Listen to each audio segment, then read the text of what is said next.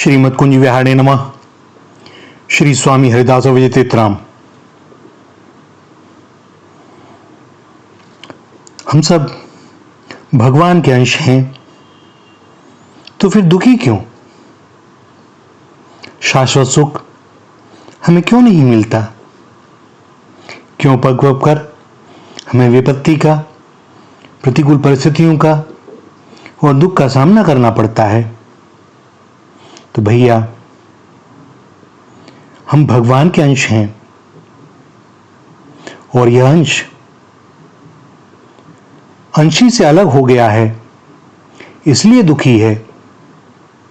जब यह वापस अपने अंशी से मिल जाएगा तो कृतार्थ हो जाएगा, और तब तक जब तक यह मिलता नहीं, सुख और शांति मिल नहीं सकती। ज्ञानी ज्ञान के द्वारा अभेद को सिद्ध करते हैं और वैष्णव प्रेम के द्वारा अद्वैत को सिद्ध करते हैं। प्रेम की परिपूर्णता अद्वैत में ही है।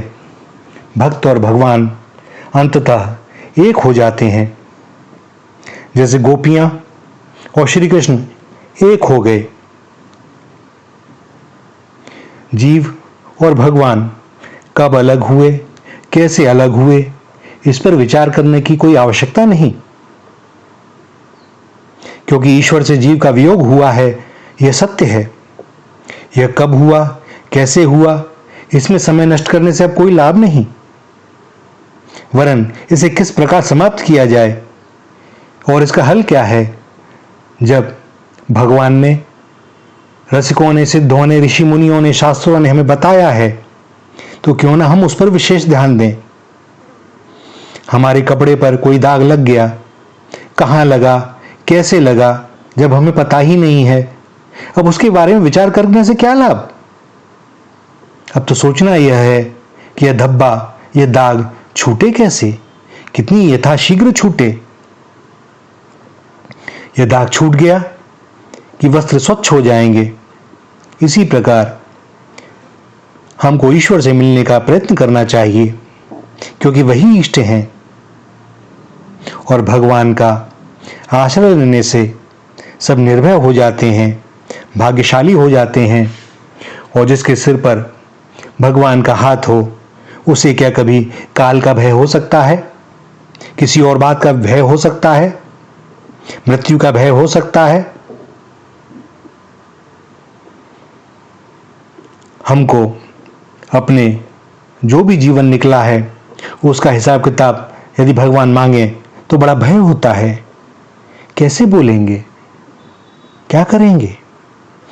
किंतु जिनका जीवन उनके प्रति समर्पित है, उनका हिसाब किताब एकदम साफ, कोई आवश्यकता भी नहीं हिसाब रखने की, हिसाब है ही नहीं। जो किया आपने किया, मैं यंत्र मुझसे करवाया, जो आपकी इच्छा हुई। उससे कोई सुख और दुख की अनुभूति अपने को नहीं। यंत्र क्या करेगा? वही जो उसका स्वामी चाहेगा। तो किस चीज का हिसाब किताब? किंतु हम तो बड़े चतुर हैं, हम हर चीज में हिसाब किताब रखते हैं। आजकल संयुक्त परिवार नहीं रहे।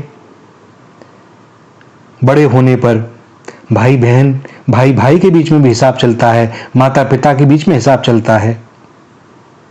बच्चे कहते हैं पिता की बीमारी में हमने इतना खर्चा कर दिया, पिता कहते हैं बेटे को पढ़ाने में मैंने इतना खर्चा कर दिया। भाई कहता है विपत्ति के समय मैंने भाई की मदद करी थी, इतने रुपए दिए थे, वह आज तक वापस नहीं मिले। हमारी स्थिति ऐसी है, हम बड़ा हिसाब किताब रखते हैं। अपने ऊपर लाखों रुपए हम खर्च कर लें, उसका हिसाब किताब नहीं रखते।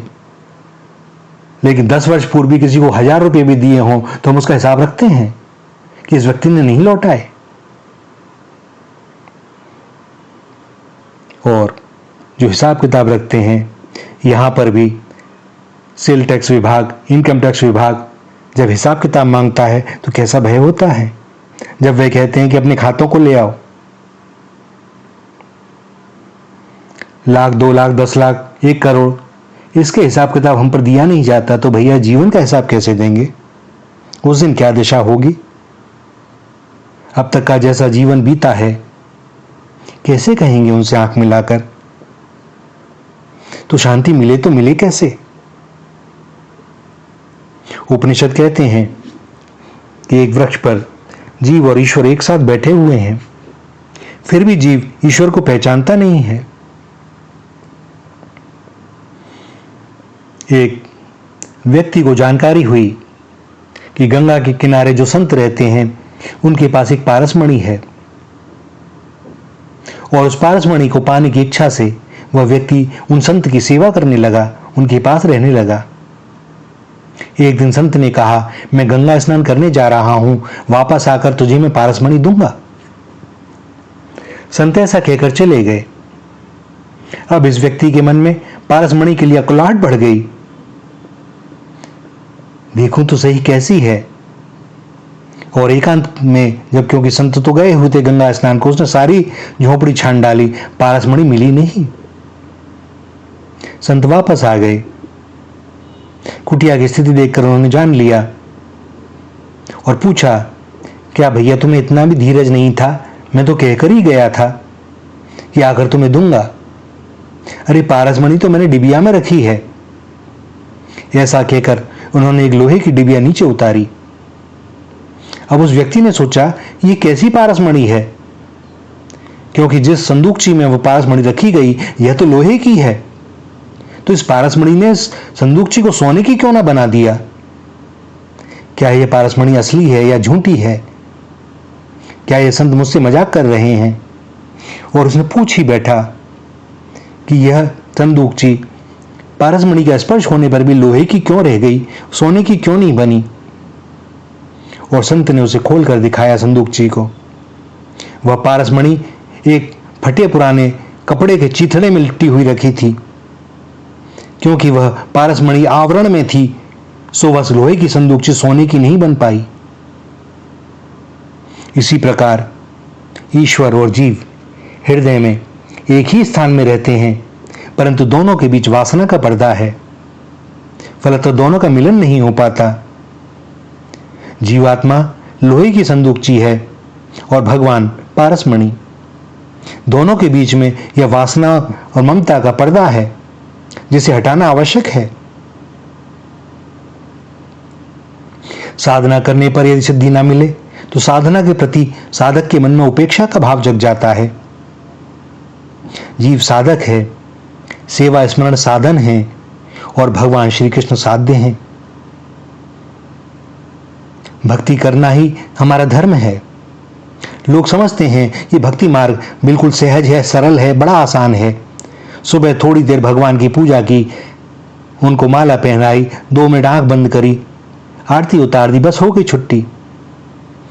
अब भले ही सारा दिन भगवान को भूले रहो, भैया ये भक्ति नहीं है। आपको 24 घंटे भगवान का स्मरण बना रहे, यह भक्ति है। भक्ति में आनंद है, किंतु हम लोग केवल शरीर से भक्ति करते हैं, मन से नहीं।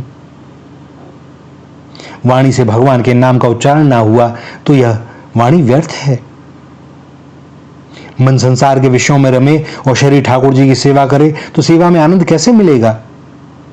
सेवा में क्रिया मुख्य नहीं है, भाव प्रधान है। जब सब विषयों से हम मन को हटा लेंगे तब सेवा में आनंद आएगा।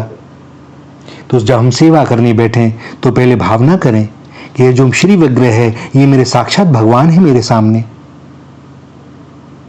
और सेवा करने पर भी भगवान के दे दी दर्शन ना हो तो यह दोष हमारा ही है।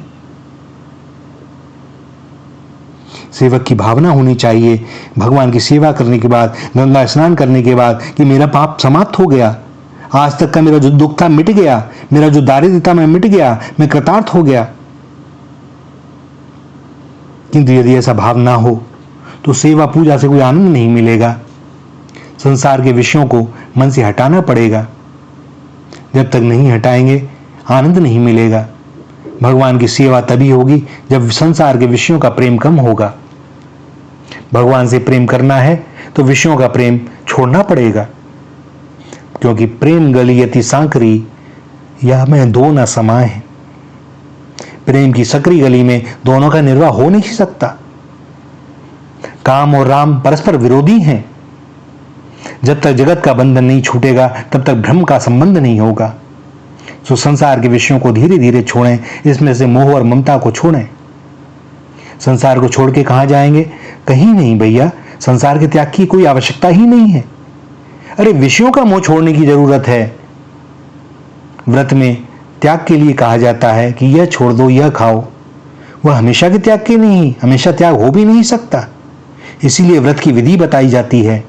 धीरे धीरे संयम बढ़ाओ, वैराग्य बढ़ाओ, ईश्वर सेवा में, ध्यान में आनंद आने लगेगा। एक बार मथुरा के 2-4 मित्र गोकुल जाने के लिए नौका में बैठे और सबने संध्या के समय भांग पी रखी थी। वे नौका में बैठ गए और पतवार चलाने लगे। अपने बाहुल पर उनको बड़ा विश्वास था कि कुछ ही समय में हम नाव गोकुल तक ले जाएंगे। एक एक करके चारों मित्रों ने नाव चलाई। सुबह हुई और वे देखने लगे कि यह कौन सी जगह आ गई जो मथुरा जैसी लगती है। एक से पूछा कि भैया यह कौन सा स्थान है? उसने जवाब दिया कि मथुरा है, वही विश्राम घाट है, वही मथुरा है। भांग का नशा उतर गया और उन्हें अपनी मूर्खता का भान हुआ। सारी रात नाव चलाई, किंतु नाव तो रस्सी के जरिए घाट से बंधी हुई थी और भांग के नशे में नाव खोलना भूल गए। सारी रात चलाने पर भी वहीं के वहीं रह गए। यह कथा हास्य के लिए नहीं है, मूर्खता पर हंसने के लिए नहीं है। यह अवस्था उनकी नहीं है, यह अवस्था हमारी है। हम सभी इंद्रिय सुख के नशे में चूर हैं। हमें इंद्रिय सुख भोगने का नशा चढ़ गया है। इस पर सुख का, संसार के विषय सुख का नशा चढ़ा हुआ है। हम मंदिर भी जाते हैं तो धन के नशे में, और नशे में होने के कारण ठाकुर जी का सच्चे मंत्र चिंतन भी नहीं कर पाते। सो भगवान के दर्शन का वैसा आनंद मिलता भी नहीं। भैया इस संसार में कुछ भी सुंदर नहीं है, केवल एकमात्र श्याम सुंदर ही सुंदर है। हमें वासना रूपी डोरी से विषय में बंधी हुई इंद्रियों को छुड़ाना है, तब जाकर हमारी नाव उस घाट पर लगेगी। यह वासनाएं किसी को आगे नहीं बढ़ने देती। जब तक यह वासना की डोरी टूटेगी नहीं, तब तक हम आगे जा नहीं सकेंगे। अपनी सर्वोत्तम वस्तु यदि हम भगवान को अर्पण करें तब वही भक्ति है। संयम और सदाचार बढ़ाएंगे तो भक्ति में आनंद मिलेगा। यदि हम सुखी होना चाहते हैं तो संसार के विषयों के साथ प्रेम करना छोड़ना पड़ेगा। घर में रहकर वैराग्य की साधना करनी पड़ेगी। बिना वैराग्य के ज्ञान और भक्ति की भी शोभा नहीं होती। ज्ञान मार्ग में इंद्रियों का निरोध करना पड़ता है, भक्ति मार्ग में इंद्रियों को भगवान के मार्ग में ले जाना पड़ता है। सुगंध लेने की भी यदि इच्छा हो तो ठाकुर जी को पहले फूल अर्पण करा जाए, तो वहां से सुगंध अपने आप आवेगी नासिका में।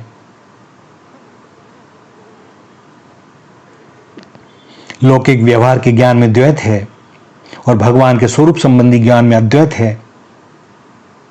भगवान का ज्ञान होने पर ज्ञाता और ज्ञेय एक हो जाते हैं। सेवा स्मरण करने से तन्मयता होती है, भगवान का साक्षात्कार होता है, भले ही अपरोक्ष हो, और वह जीव भगवान में मिल जाता है।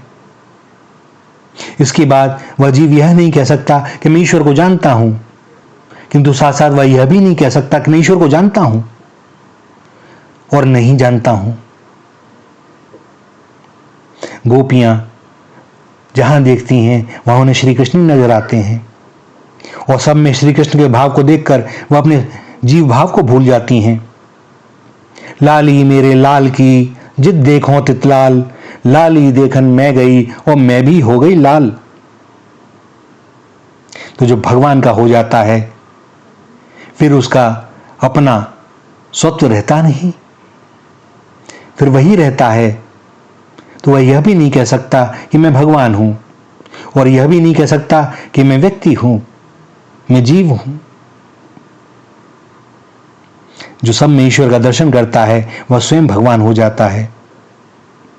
भगवान के स्वरूप का ज्ञान जिसको हो जाए वह उनसे अलग रह भी कैसे सकता है। और वे कृपा करके बड़ी शीघ्रता से जनाते हैं, भैया जानी हो सोई जाहि देहु जनाई और जानत तुम्ही होई जाई। वे कृपा करके जिसको अपने स्वरूप का ज्ञान करा दें वह जान सकता है, और जानने के बाद वह वही हो जाता है। तो वह यह नहीं कह सकता कि मैं उन्हें जानता हूं, और वह यह भी नहीं कह सकता कि मैं उन्हें नहीं जानता।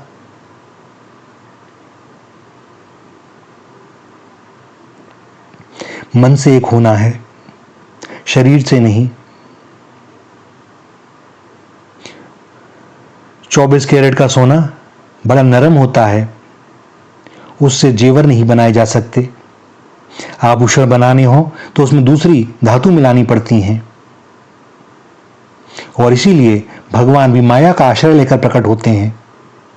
परंतु भगवान के लिए यह माया बाधक नहीं होती, क्योंकि माया तो उन्हीं की है, किंतु हमारे लिए यह माया बाधक होती है।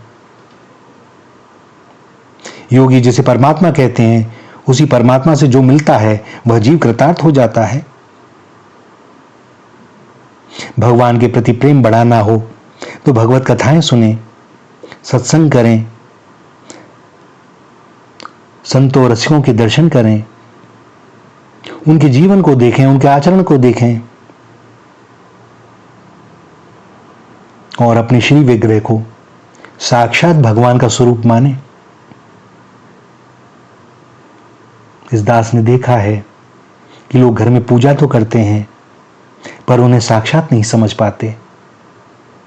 भैया इस दास का सबसे यही कहना होता है कि भाई उन्हें भगवान मत मानो, किंतु कम से कम अपने जैसा तो मान लो, उन्हें अपने परिवार का एक सदस्य तो मान लो।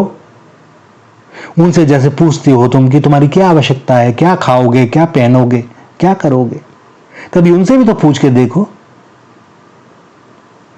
सारा प्रेम तुमने उड़ेल रखा है अपने कुटुंब में, परिजनों में। भगवान के सामने तो केवल 5 मिनट गए, भगवान है, उन्हें क्या आवश्यकता, वे सर्वसमर्थ हैं। तो भैया उन्हें आवश्यकता नहीं है तो कोई तुम्हारी भी आवश्यकता नहीं है। उनसे तनिक सा प्रेम करके तो देखें, हम निहाल हो जाएंगे।